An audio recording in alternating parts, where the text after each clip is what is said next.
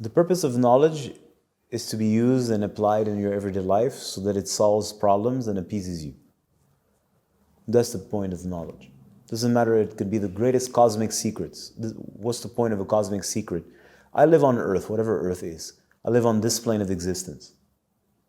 So who the fuck cares what's happening in the infinite emptiness of emptiness somewhere, nowhere, everywhere, if it doesn't serve me or others, for that matter?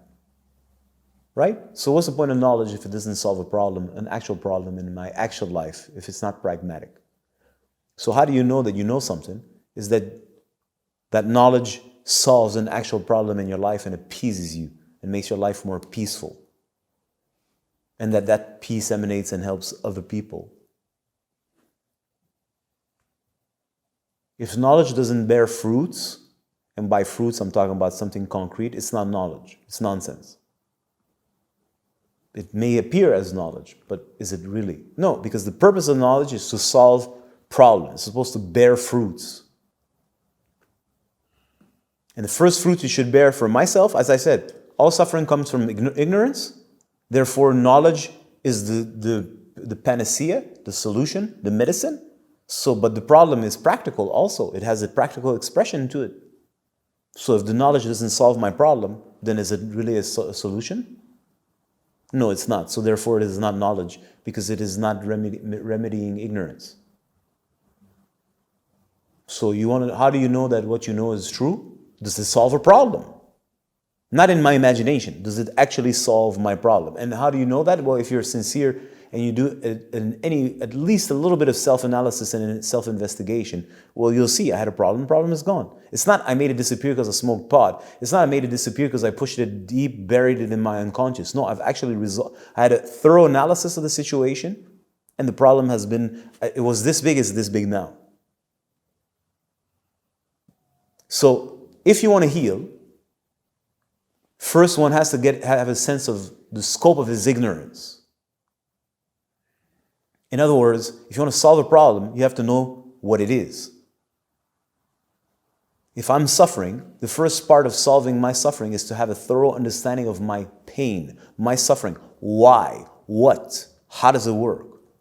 Then when the knowledge comes in, because the knowledge only comes in when you have there's a receptacle, and the receptacle is the pain itself, the issue. It's literally a receptacle. It comes in, and then you start to see it resolve that knot, resolve that knot, resolve that knot. And it has a component within your nervous system itself. There's an actual release of tension in your nervous system. All of this is very practical also. So it starts to resolve the issue. And then you don't have it. The issue it's like this is dissolving. It's not hidden. It's just appeasement. Which is why I'm interested in knowledge. I'm interested in knowledge because my quest in life is peace. I've said it before. I just want peace. And peace comes when you have no problem, when you're carefree.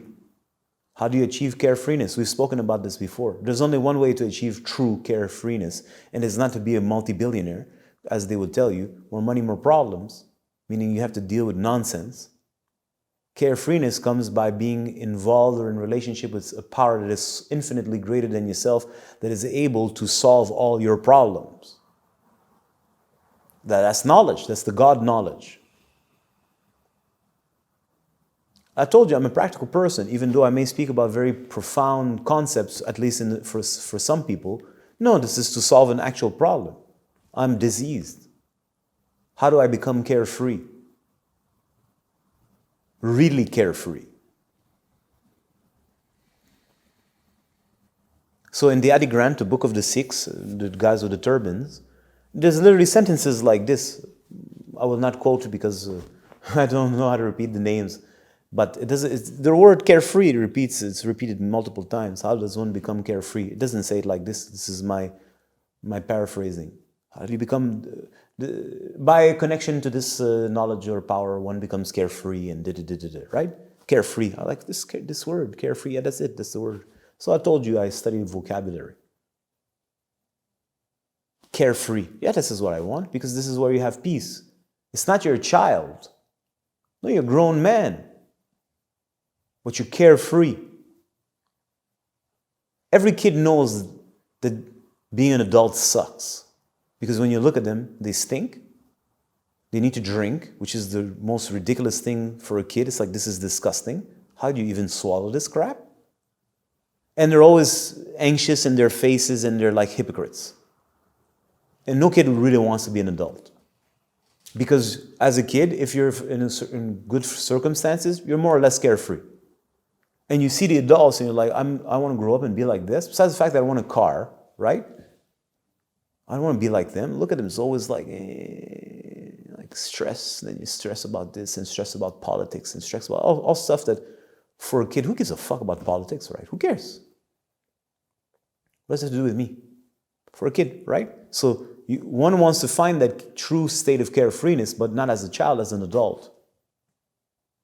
Which doesn't mean now you live in a utopic world where the reality around you doesn't exist. It's not at all. It's that there's a passage through all of this apparent noise and chaos, and you can rest in that intelligence or in that currency that takes you through it and resolves the issue one step at a time for you, but you got to be receptive to that knowledge stream. Now that's the interest of knowledge. So that you have access to supreme knowledge that solves your fucking problems. Dare I say, even death itself.